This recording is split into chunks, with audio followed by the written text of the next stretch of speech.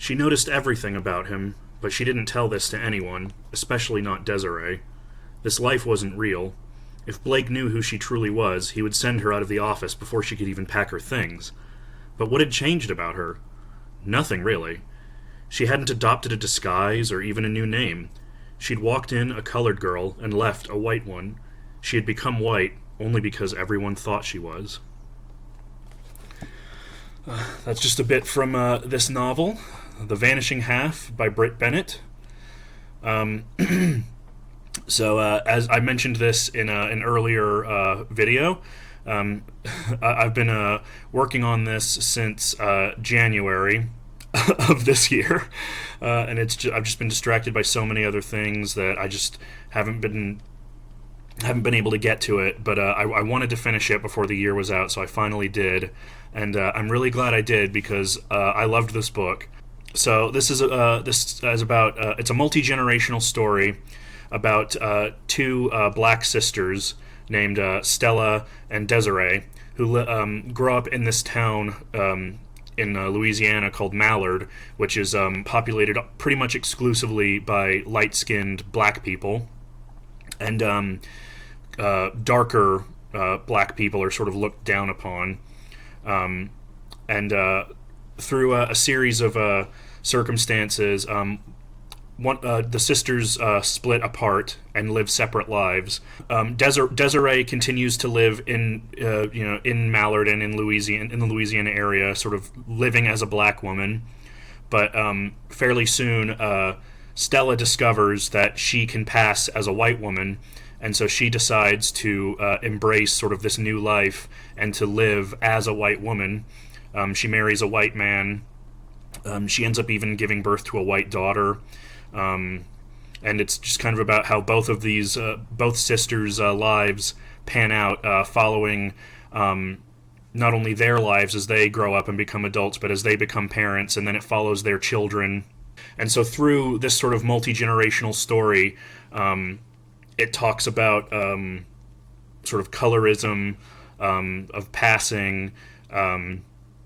There's lots of themes of doubles in this book, obviously, being that it focuses on twins.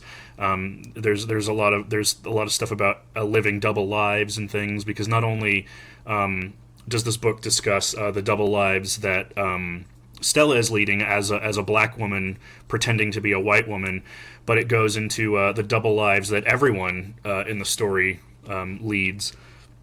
How we often have to disguise ourselves, present a respectable image to the world. So, for example, one of the supporting characters in this, and one of the sort of big subplots in this book, is about the daughter of Desiree, named Jude, who's a very, very dark-skinned black woman, in contrast to her mother being light-skinned.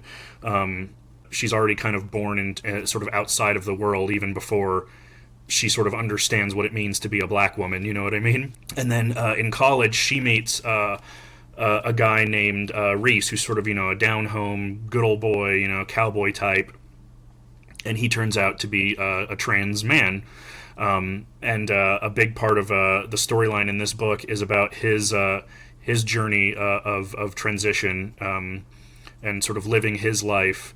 And again, it goes into how the double life that he leads. Sort of passing as a cisgender man.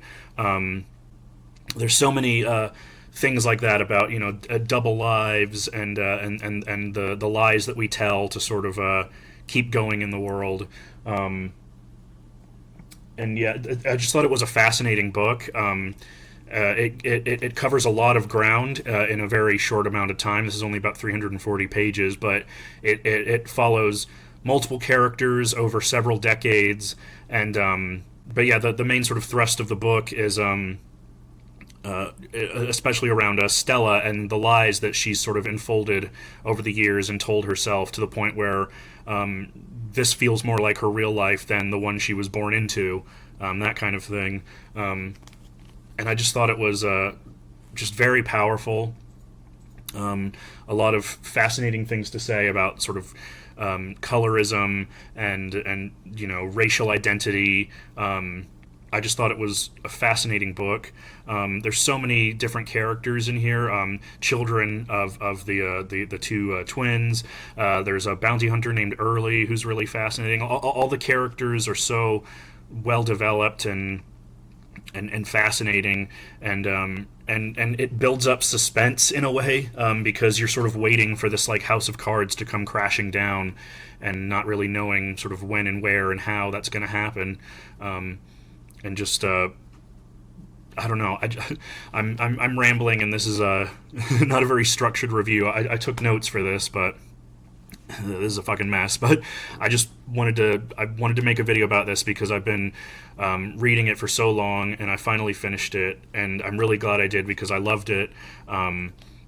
If I had finished this before making my top reads of 2021, this might have been on there. I liked it that much. It's just I'm bad at explaining why, but it's a beautiful book. I recommend it. The Vanishing Half by Brit Bennett. And yeah, so I'll see you guys later. Bye.